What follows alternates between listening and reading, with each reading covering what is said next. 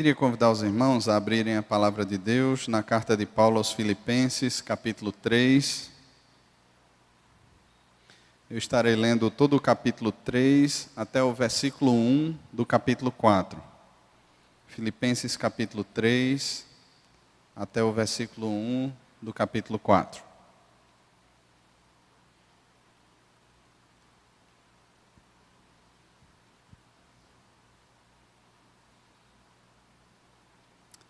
Nos diz assim a palavra do Senhor. Quanto ao mais, irmãos meus, alegrai-vos no Senhor. A mim não me desgosta e é segurança para vós outros que eu escreva as mesmas coisas. Acautelai-vos dos cães, acautelai-vos dos maus obreiros, acautelai-vos da falsa circuncisão, porque nós que somos a circuncisão, nós que adoramos a Deus no Espírito e nos gloriamos em Cristo Jesus e não confiamos na carne. Bem que eu poderia confiar também na carne. Se qualquer outro pensa que pode confiar na carne, eu ainda mais. Circuncidado ao 8º dia, da linhagem de Israel, da tribo de Benjamim, hebreu de hebreus, quanto à lei, fariseu. Quanto ao zelo, perseguidor da igreja, quanto à justiça que há na lei, irrepreensível. Mas o que para mim era lucro, isto considerei perda por causa de Cristo. Sim, deveras considero tudo como perda por causa da sublimidade do conhecimento de Cristo, meu Senhor, por amor do qual perdi todas as coisas e as considero como um refúgio para conseguir Cristo. E ser achado nele, não tendo justiça própria que procede de lei, senão a que é mediante a fé em Cristo. A justiça que procede de Deus, baseada na fé, para o conhecer, e o poder da sua ressurreição e a comunhão dos seus sofrimentos, conformando-me com ele na sua morte, para de algum modo alcançar a ressurreição dentre os mortos. Não que eu o tenha já recebido ou tenha já obtido a perfeição, mas prossigo para conquistar aquilo que para o que também fui conquistado por Cristo Jesus. Irmãos, quanto a mim, não julgo havê-lo alcançado, mas uma coisa faço, esquecendo-me das coisas que para trás ficam e avançando para as que diante de mim estão, prossigo para o alvo, para o prêmio da soberana vocação de Deus em Cristo Jesus. Todos, pois, que somos perfeitos, tenhamos este sentimento. E se porventura pensais de outro modo, também isto Deus vos esclarecerá. Todavia andemos de acordo com o que já alcançamos. Irmãos, sede imitadores meus e observai os que andam segundo o modelo que tendes em nós. Pois muitos andam entre nós, dos quais repetidas vezes eu vos dizia, e agora vos digo, até chorando, que são inimigos da cruz de Cristo. O destino deles é a perdição, o Deus deles é o ventre, e a glória deles está na sua infâmia, visto que só se preocupam com as coisas terrenas. Pois a nossa pátria está nos céus, de onde também aguardamos o Salvador, o Senhor Jesus Cristo, o qual transformará o nosso corpo de humilhação para ser igual ao corpo da sua glória, segundo a eficácia do seu poder que ele tem de até subordinar a si todas as coisas. Portanto, meus irmãos, amados e muito saudosos, minha alegria e coroa, sim, amados, permanecei deste modo firmes no Senhor. Amém. Vamos orar? Senhor, pedimos sobre nós a Tua bênção, a Tua boa mão, a sensibilidade à Tua voz, que só o Teu Espírito nos pode dar.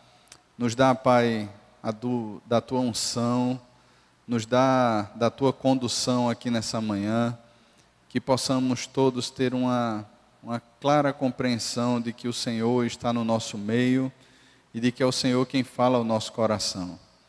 Nos abençoa, Pai, e nos conduz a essa realidade que é tão profunda que a Tua palavra nos convida a enxergar e na dependência do Senhor a viver. No nome de Jesus, amém. Meus irmãos, eu estava lendo um comentário sobre a cidade de Éfeso, as cidades da Ásia Menor, e é interessante que, como não é diferente dos nossos dias, mas naquele tempo Existiam algumas coisas que as cidades daquela época também ansiavam.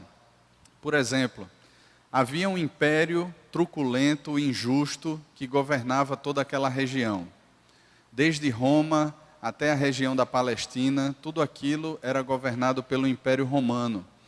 E o Império Romano era um império muito injusto, em vários sentidos. No que diz respeito aos conceitos de família, eles eram injustos, eram pervertidos. No que diz respeito à justiça, o sentido era muito mais de uma paz romana do que de fato uma paz que as pessoas pudessem desfrutar por perceber a justiça sendo aplicada, se a gente pode dizer assim, de forma justa. No que diz respeito à vida social, havia um nível de injustiça muito grande. Havia injustiça social. As pessoas eram escanteadas, enquanto um grupo muito pequeno usufruía de muitos recursos.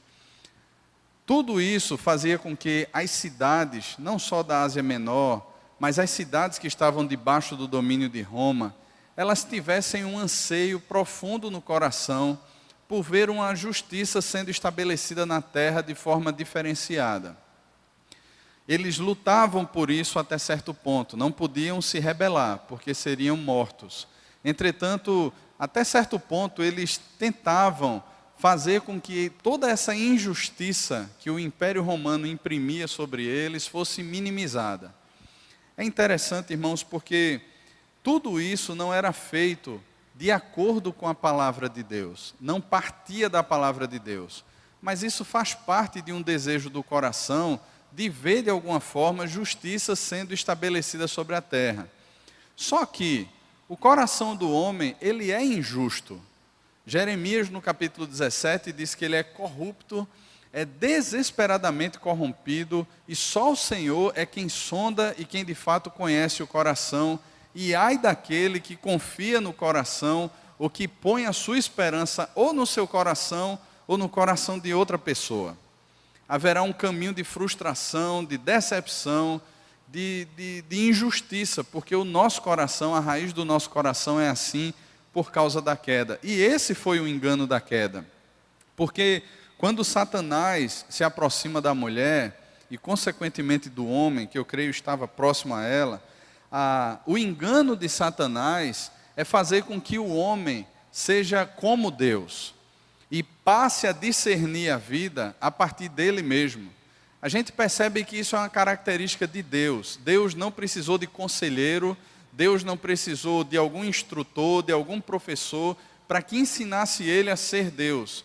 Nós vamos encontrar no livro de Jó, nós vamos encontrar em Romanos 11, a partir do versículo 33, o apóstolo Paulo, por exemplo, falando quem, pois, instruiu a mente do Senhor, quem foi o conselheiro do Senhor, quem foi que primeiro deu ao Senhor para que de alguma forma Deus deva a ele alguma coisa, ao ponto de restituí-lo em alguma coisa.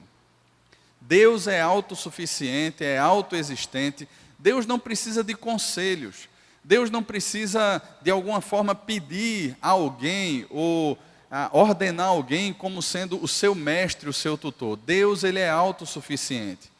Entretanto, o engano de Satanás para nós é fazer-nos pensar que de alguma forma nós podemos desenvolver a vida a partir de nós mesmos. De que nós podemos ser de alguma forma autossuficiente, autoexistente, e nós não podemos. A mulher experimenta do fruto, o seu marido experimenta do fruto também, e a declaração que Deus dá a respeito deles agora é: eis que o homem se tornou como um de nós. Não em todas as suas características, mas o homem agora passou a discernir a vida a partir do seu coração. O homem não mais ama a Deus, o homem não mais crê em Deus, não espera mais na vontade de Deus, não confia em Deus, o homem agora confia em si mesmo.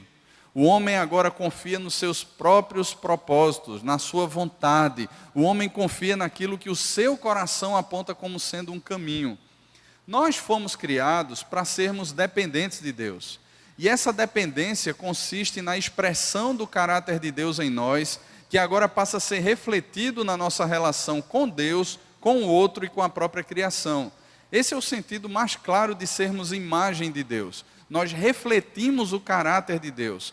Só que agora, por causa da queda, esse caráter de Deus não é refletido plenamente em nós, de modo que, ainda que os homens, os recifenses, os pernambucanos, eles continuem sendo imagem de Deus, essa imagem é projetada para o mundo, para o outro, nos seus relacionamentos, nas suas execuções de trabalho, na produção de cultura, na produção da sociedade, na sua espiritualidade de forma completamente corrompida e distorcida.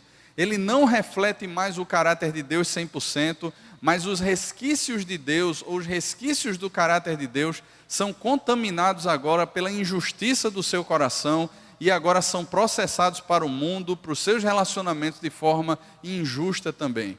Então, como é que de alguma forma nós podemos ser plenamente felizes, que para mim é um dos temas principais da carta aos Filipenses, como é que nós podemos ser plenamente satisfeitos, vivendo dentro de um contexto de injustiça plena?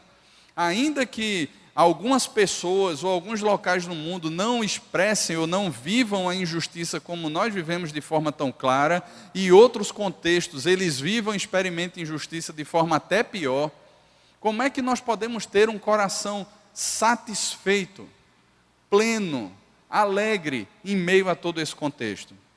O fato é que, irmãos, tanto lá em Éfeso, como em Filipos, quanto naquelas cidades, ninguém conseguiu experimentar essa plenitude de alegria.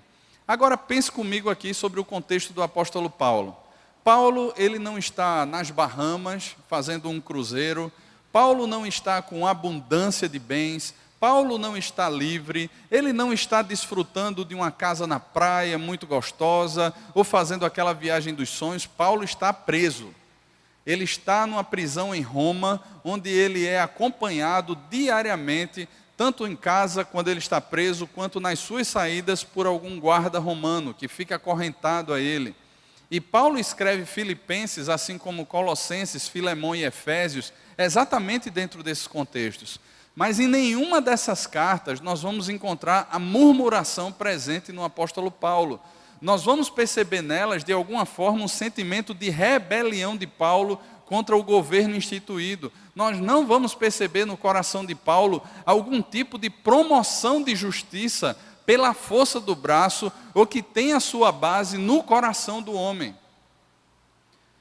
Na carta aos Filipenses, onde Paulo trata de forma muito clara sobre a alegria, a satisfação, o contentamento do cristão, ele faz questão de narrar algumas dificuldades que ele tem enfrentado, ele faz questão de chamar aqueles irmãos a uma coerência de vida, como por exemplo, o versículo 27 do capítulo 1, vivei acima de tudo por modo digno do evangelho de Cristo. Se vocês foram salvos, se vocês foram justificados, se vocês foram santificados, se vocês foram glorificados, se vocês desfrutam a nova natureza de Deus em vocês por meio de Cristo, vocês são chamados a viver de forma coerente com isso que vocês creem. O chamado aqui é como se nós lêssemos em Efésios no capítulo 4 também, onde ele nos chama a essa coerência com a identidade que nos foi dada em Cristo. E mais à frente, ainda no capítulo 4, antes de entrar ainda no capítulo 5, no capítulo 4 ainda, Paulo vai dizer que não andeis como andam os gentios. E ele descreve como é o andar dos gentios. Na nulidade dos seus pensamentos, alheios à vida de Deus, com uma corrupção, com não apenas uma cosmovisão, mas como uma série de sentimentos que aponta para esse mundo e que aponta para o seu coração de forma messiânica, como que a partir dele, ou a partir de alguma instituição humana, a justiça e os seus problemas pudessem ser estabelecidos. Colossenses no capítulo 3, também Paulo chama essa coerência. Paulo diz, pensai nas coisas lá do alto, buscai as coisas lá do alto, não as que são aqui na terra. E aqui no capítulo 3 da sua carta aos Filipenses, ele chama a alegria, mas no versículo 2 do capítulo 3, ele chama por 3 vezes aqueles irmãos a terem cautela com algo. É interessante porque Paulo fala aqui 3 vezes acautelai-vos. E tanto os cães, quanto os maus obreiros, quanto a falsa circuncisão, se referem a um mesmo grupo de pessoas. Mas a questão dele falar 3 vezes acautelai-vos, isso faz parte de um artifício que, por Paulo ser judeu, aquilo está presente na cultura e no discurso dele. Por exemplo, em Isaías capítulo 6, nós encontramos Isaías ouvindo o coro de anjos cantando lá, e eles diziam: Santo, Santo, Santo é o Senhor dos Exércitos. Algumas pessoas de forma inadvertida vão dizer assim: olha, ele está dizendo Santo é o Pai, Santo é o Filho e Santo é o Espírito Santo. Não tem nada a ver com isso. O que Isaías está falando ali é uma ênfase na santidade de Deus, ou está expressando que Deus é santíssimo. Então, ele repete isso, ou os anjos repetem isso por 3 vezes. Da mesma forma, Paulo usa desse artifício da língua hebraica aqui. Ele fala: acautelai-vos, acautelai-vos, acautelai-vos. O que Paulo está querendo trazer aqui é uma ênfase sobre esse assunto. É como se ele parasse agora e dissesse assim: irmãos, prestem bem atenção no que eu vou começar a falar para vocês agora. A ênfase está sendo dada sobre esse tema. E o tema é o seguinte: existiam cães, falsos obreiros ou maus obreiros, falsa circuncisão, que de alguma forma estavam distorcendo o evangelho no meio daquela igreja. E a partir do versículo 17, Paulo descreve mais para mim e para vocês como é o coração dessas pessoas. Veja só, ele vai mostrar um pouco dele e depois ele passa a descrever no versículo 18. Mas a partir do versículo 17 ele diz assim: irmãos, sede imitadores meus e observai os que andam segundo o modelo que tendes em nós. Pois muitos andam entre nós, não é algo externo, mas eles estão no nosso meio. Muitos andam entre nós, dos quais repetidas vezes eu vos dizia, e agora vos digo até chorando, que são inimigos da cruz de Cristo. O destino deles é a perdição, a sentença que pesa sobre eles é a perdição. Se eles não forem alcançados pela graça de Deus, pela justiça de Cristo, eles estão perdidos. A sentença que pesa é a condenação. O segundo aspecto, o Deus deles é o próprio ventre. E aí nós lembramos aqui de Gênesis 3, vocês serão como Deus, e a partir dessa nova identidade, vocês passarão a discernir, a partir de vocês, o bem e o mal, a seguir os caminhos do seu coração, e esse é um estado de prisão, porque em Efésios, no capítulo 2, o apóstolo Paulo diz que nós andávamos como eles também andavam, segundo o curso deste mundo, segundo o príncipe da potestade do ar, do espírito que atua nos filhos da desobediência, fazendo a vontade da carne e dos pensamentos, e éramos por natureza filhos da ira de Deus, como eles são. Então, o Deus deles é o próprio ventre.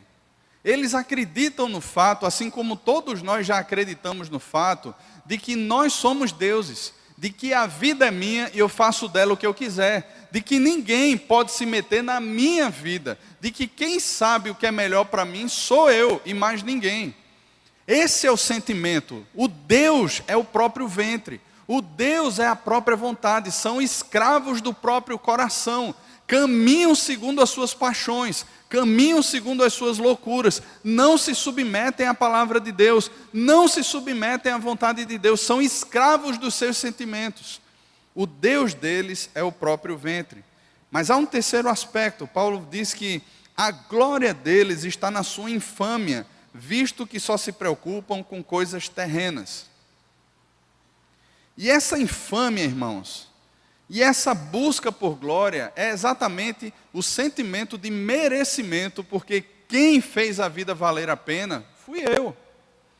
Quem ajudou a Deus no processo de justificação fui eu. E é exatamente aqui que a gente desmascara quem era esse grupo. Os comentaristas os chamam de judaizantes. Quem eram os judaizantes? Eram judeus que teoricamente se converteram ao Evangelho, eles criam em Cristo, entretanto eles pensavam que era necessário alguma coisa a mais para que eles fossem considerados justos por Deus. Então eles inseriam a essência, uma série de formas.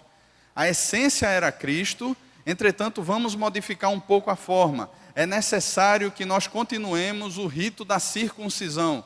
É necessário que continuemos a observar a forma de culto, o jeito de culto, os preceitos das leis cerimoniais, isso e aquilo outro, incorporados a Cristo, para que nós de alguma forma sejamos justificados por Deus. Para eles, esse era um caminho de purificação do culto, era um caminho de purificação da igreja e de purificação da vida. Jesus não é suficiente. Não é Ele quem santifica, não é Ele quem purifica, não é Ele quem justifica. Nós precisamos de um aspecto a mais para incorporar a nossa existência, para que nos tornemos aceitáveis a Deus. Só que isso, irmãos, é um caminho de morte e de destruição terrível. Porque ao afirmar que Cristo não é suficiente para a minha vida, ao afirmar que de alguma forma eu preciso fazer algo mais, ou cumprir algo mais para que Deus me aceite, eu nego o sacrifício da cruz. E é por isso que Paulo faz questão de afirmar, até chorando, que eles são inimigos da cruz de Cristo. Inimigos da cruz de Cristo. Paulo, então, no versículo 3, ele fala 3 aspectos que eles dizem respeito à verdadeira circuncisão. Não aquela circuncisão antiga, mas a nova circuncisão, a nova aliança. E ele diz aqui, em primeiro lugar, nós somos a circuncisão, a verdadeira circuncisão, nós que adoramos a Deus no Espírito. É interessante aqui porque a palavra adoração, ainda que alguns comentaristas cheguem a afirmar que está ligada ao culto, no contexto geral da carta, não está ligada ao culto. A palavra adoração, ela pode ser traduzida como serviço, e é uma incorporação à vida. Não é restrita a um momento. E muitas vezes nós tendemos a esse caminho. Como, por exemplo, Romanos capítulo 12. Quando Paulo fala de culto racional, ele não está falando de culto, de serviço de culto, de ajuntamento. Mas Paulo está falando em uma vida que é oferecida a Deus como sacrifício vivo, santo e agradável a Deus, que compreende toda uma existência e não apenas um momento. E nós temos essa tendência de limitar a espiritualidade cristã ao momento de culto, quando o culto na vida é muito maior do que o próprio culto que nós prestamos, ainda que seja significativo, ainda que seja bíblico e que reflita o nosso anseio por cultuarmos a Deus por toda a eternidade.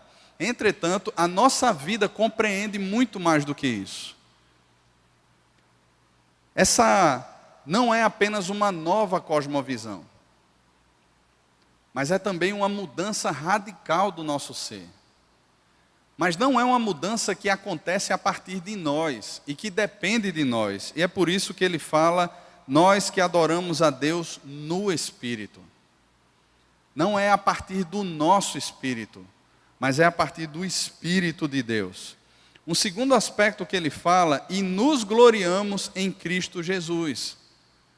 A sensação e o que Paulo fala aqui, deixa claro para nós, é que toda essa glória, ela não é dividida. Ela não é compartilhada conosco, porque seríamos cooperadores de Cristo na nossa salvação, e ele exclui essa possibilidade. E nos gloriamos em Cristo Jesus, unicamente em Cristo Jesus. Não há qualquer outro caminho, não há qualquer outra proposta, a glória é dele, porque ele, o projeto de salvação é de Deus, começa em Deus e vai para Deus, é do começo até o fim. É por isso que o apóstolo Paulo, ele diz, porque dele, por meio dele e para ele são todas as coisas. E todas as coisas que Paulo se refere ali em Romanos 11, diz respeito a tudo aquilo que ele falou do capítulo 1 até o capítulo 12, onde ele expõe o plano de salvação de Deus, o projeto de salvação de Deus. Então, parte de Deus é por meio de Deus e é para Deus. Exclui-se com isso qualquer possibilidade de glória humana.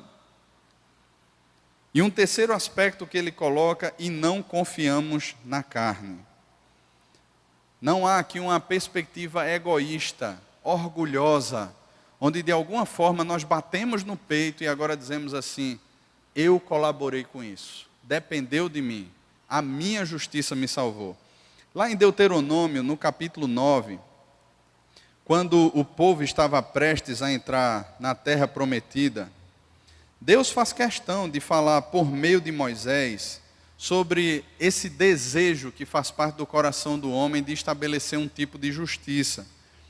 E lá Moisés, quando está no seu segundo discurso ali para o povo, antes de entrar na terra prometida, a partir do versículo 5, Moisés diz o seguinte, não é por causa da tua justiça, nem pela retitude do teu coração que entras a possuir a terra, mas pela maldade dessas nações, o Senhor teu Deus as lança diante de ti, e para confirmar a palavra que o Senhor teu Deus jurou a teus pais Abraão, Isaque e Jacó.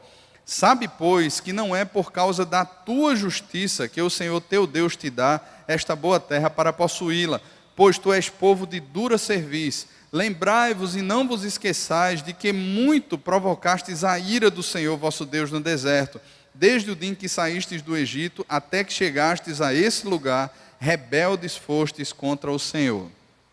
E até o capítulo 10, Moisés faz questão de descrever o episódio do bezerro de ouro, o episódio com Arão, quantas vezes Deus quis deixar o povo e Moisés se colocou na brecha intercedendo pelo povo, porque era um povo de dura cerviz, não possuía uma justiça própria, então não tinha de que se gloriar, não tinha em que confiar, não podiam depender da sua carne.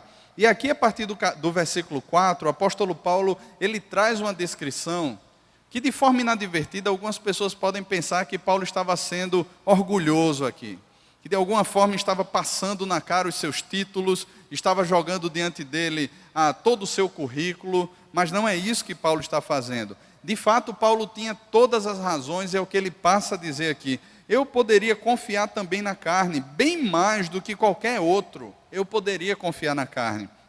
Eu fui circuncidado ao 8º dia, eu sou da linhagem de Israel, eu sou da tribo de Benjamim, que era a tribo mais nobre, considerada mais nobre nesse sentido, hebreu de hebreus, ou seja, eu sou puro, sangue puro. Quanto à lei, fariseu, o partido religioso e também com inserções políticas mais radical que possuía na época, eram os considerados mais zelosos quanto à questão da lei, e Paulo diz, quanto ao zelo, eu era perseguidor da igreja. E talvez um dos piores, um dos mais sanguinários, um dos mais truculentos. Foi assim a história do apóstolo Paulo. Quanto à justiça que há na lei, veja só, irrepreensível. Paulo não está aqui falando de alguém que está brincando de ser alguma coisa. Paulo foi preparado, foi instruído por um dos maiores rabinos da época, chamado Gamaliel. Paulo era fariseu. Paulo era irrepreensível quanto à lei, circuncidado, tinha todos os pré-requisitos, e se ele não fosse alcançado por Cristo naquela estrada para Damasco, provavelmente Paulo seria um grande rabino da época, ou um grande líder religioso na época, segundo o judaísmo. Entretanto, o versículo 7 nos diz, mas o que para mim era lucro, isto considerei perda por causa de Cristo. Sim, deveras considero tudo como perda por causa da sublimidade do conhecimento de Cristo, meu Senhor, por amor do qual perdi todas as coisas e as considero como refúgio para conseguir a Cristo e ser achado nele, não tendo justiça própria que procede de lei, senão a que é mediante a fé em Cristo, justiça que procede de Deus, baseada na fé. E aí poderíamos citar o livro de Romanos, a carta aos Romanos, do capítulo 1 ao capítulo 11, onde nós encontramos a descrição bem clara e profunda sobre justiça de Deus por meio da fé. Ele continua, para o conhecer, para conhecer a Cristo, o poder da sua ressurreição, o mesmo poder que ele fala lá em Efésios 1, versículo 19 e 20, e a comunhão dos seus sofrimentos, conformando-me com ele na sua morte, aquilo que ele fala em Colossenses 1, 24, quando ele diz que completa na sua carne o que resta dos sofrimentos de Cristo. Ou seja, essa justiça de Cristo em nós, irmãos, nos dá uma nova visão, nos dá um novo coração, nos dá novas disposições. E o que o apóstolo Paulo está falando aqui é de uma identificação profunda com Cristo. Paulo não compreende mais a sua vida à parte de Cristo.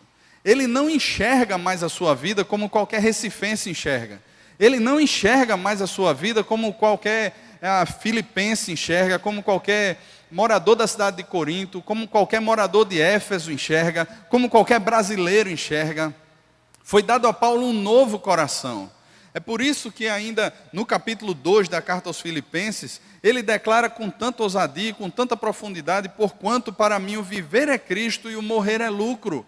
E se Deus me faz permanecer aqui, Ele me faz permanecer com um propósito, que é o crescimento da sua igreja, que é o amadurecimento da sua igreja. É isso que Deus me deu para compartilhar. Ele não entende mais a sua vida como sendo vivida para os propósitos normais que as pessoas vivem. Em Atos capítulo 20, o versículo 24, ele diz: em nada eu considero a vida preciosa para mim mesmo, contanto que complete a minha carreira, o ministério que recebi do Senhor para anunciar o evangelho da graça de Deus. Esse é o coração de Paulo. Porque ele foi transformado por Cristo, porque a justiça de Cristo o alcançou. Não é um homem que se coloca aqui como que dependente da justiça dos outros, como que colocando uma posição messiânica sobre um redentor para a sua pátria, como alguém que pudesse chegar de alguma forma e libertar o povo daquele cativeiro. E essa expectativa estava no coração de muitos judeus. Quando Jesus está para ser assunto aos céus, qual é a preocupação imediata dos discípulos ali? Senhor, será esse o tempo em que restaures o reino a Israel? Qual é a resposta de Jesus? Não vos compete conhecer tempos ou épocas que o Pai determinou para a sua exclusiva, ou para os seus propósitos exclusivos. Mas recebereis poder ao descer sobre vós o Espírito Santo, e sereis o quê? Minhas testemunhas em Jerusalém, Judéia, Samaria, até os confins da terra. Perceba, irmãos, que a instalação do reino de justiça de Deus não é meramente a mudança de situação da justiça social, ou disso ou daquilo outro, que o STF mude, que um novo presidente venha. A justiça do reino de Deus e os cidadãos do reino de Deus, eles vivem uma vida de justiça porque foram alcançados pela justiça da cruz. E agora, tanto de forma social, tanto de forma cultural e de forma espiritual, eles desenvolvem os mandatos de Deus no meio onde eles estão inseridos. Nós não percebemos uma rebelião, uma revolta, um conchavo, alguma coisa do tipo assim, para que pessoas se levantem para promover a justiça. Mas a justiça, a justificação já foi promovida no coração. E essas pessoas agora têm uma nova visão sobre o mundo, têm novos sentimentos, têm um coração transformados. Eles praticam a justiça porque eles foram justificados primeiro. Por isso que não há uma esperança em Paulo, nem na igreja cristã, de alguma forma, as coisas mudarem, sem que primeiro se mude o coração. É uma infantilidade sem tamanho. É uma meninice sem tamanho. Pessoas que creem nisso.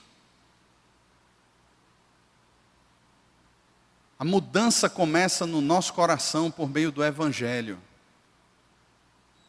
A mudança começa quando compartilhamos esse Evangelho e alguém se rende a Cristo. Casas são transformadas, porque corações são transformados, foram transformados. Ruas podem ser transformadas porque corações foram transformados. Vidas são transformadas a partir de corações transformados. É onde a verdadeira justiça se estabelece. Onde a verdadeira justiça se estabelece. Não passamos a depender, irmãos, de uma visão de fora para dentro, mas vivemos a transformação de algo que aconteceu dentro do nosso coração e que promove mudanças de dentro para fora. O apóstolo Paulo tem em mente algo muito maior, muito mais sublime do que simplesmente experiências terrenas. Todo o alvo disso é para conhecer a Cristo. É para, de alguma forma, se conformar com Cristo. Parecer com o Senhor Jesus. Ser coerente com aquilo que foi dado a Ele na cruz do Calvário. Aquilo que foi imputado a Ele na cruz do Calvário. Ele percebe, a partir do versículo 12, que esse caminho é um caminho de amadurecimento constante. Não que eu já tenha recebido ou tenha já obtido a perfeição, mas prossigo para conquistar aquilo para o qual também fui conquistado por Cristo. Não julgo havê-lo alcançado, mas uma coisa faço, esquecendo-me das coisas que para trás ficam e avançando para as que diante de mim estão, prossigo para o alvo, para o prêmio da soberana vocação de Deus, perceba, em Cristo Jesus. Em Cristo Jesus. é onde o prêmio da soberana vocação está. É onde a nossa vida encontra sentido, encontra significado. É por isso que o apóstolo Paulo chama aqueles irmãos a se alegrarem no Senhor. Porque, irmãos, Paulo não é infantil de pensar que de alguma forma essa satisfação pode ser promovida pela força do braço à parte de Cristo. Não pode.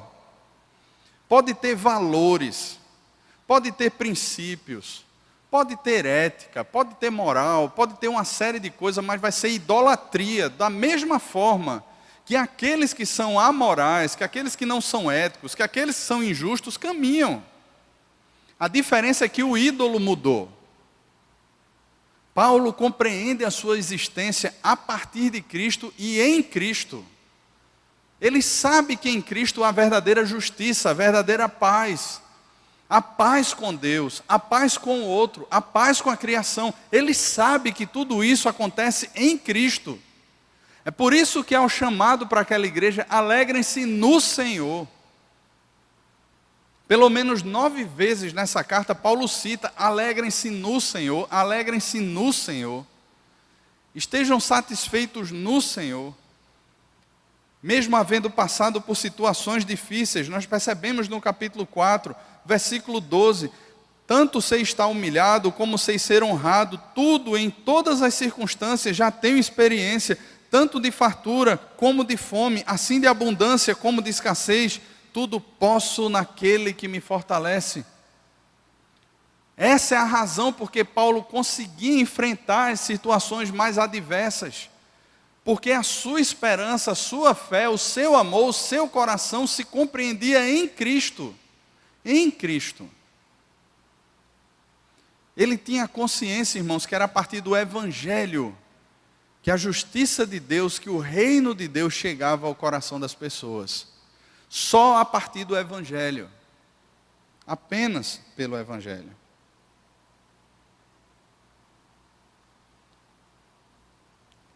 Fica do coração de Paulo, então, essa conclusão para aquela igreja.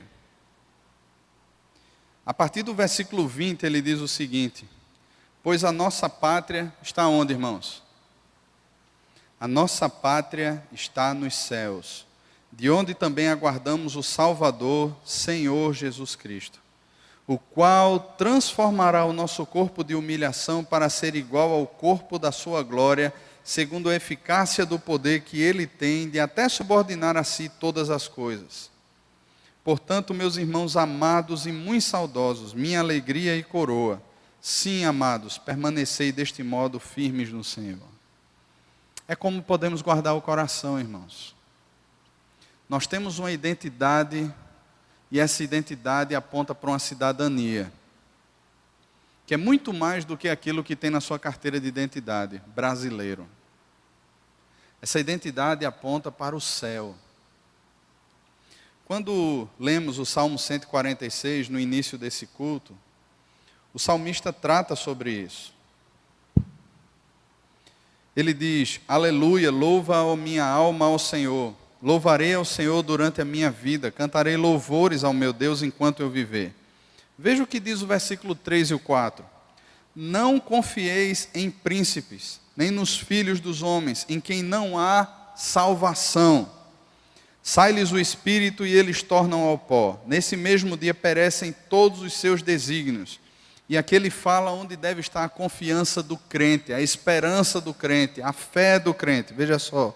Bem-aventurado aquele que tem o Deus de Jacó por seu auxílio, cuja esperança está no Senhor seu Deus, que simplesmente fez o céu, que fez a terra, que fez o mar e tudo o que neles há, e mantém para sempre a sua fidelidade, e mantém para sempre a sua palavra, o seu pacto, a sua aliança, que faz justiça aos oprimidos. E aqui ele começa a desenvolver os atos de justiça de Deus no que diz respeito ao povo de Deus.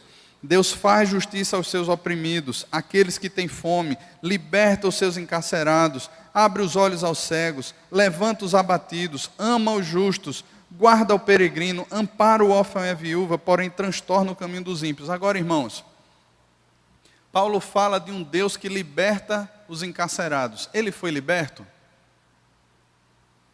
Paulo fala de um Deus que cuida do órfão, que cuida da viúva. Quantos irmãos na igreja primitiva perderam seus pais por causa da fé? Quantas se tornaram viúvas ou quantos se tornaram viúvos? Quantos que aos olhos desse mundo estavam desamparados? Entretanto, na vida de todos esses permanecia uma firme esperança. E essa firme esperança é exatamente isso. O Senhor reina para sempre. O teu Deus, ó Sião, reina de geração em geração. Aleluia. É o Senhor quem guarda o coração. É o Senhor quem guarda a nossa vida. É por isso que em Hebreus, quando aqueles irmãos queriam deixar de se congregar, quando aqueles irmãos lembravam de que estar juntos, muitas vezes enfrentaram perseguições, mortes, e eles diziam assim, olha, não vamos mais nos congregar. O autor aos Hebreus vai dizer, olha, não deixem de se congregar. Pelo contrário, façam admoestações, e tanto mais quanto vedes que o dia se aproxima. Nós temos uma cidadania, e ele aponta então no capítulo 11 para a fé.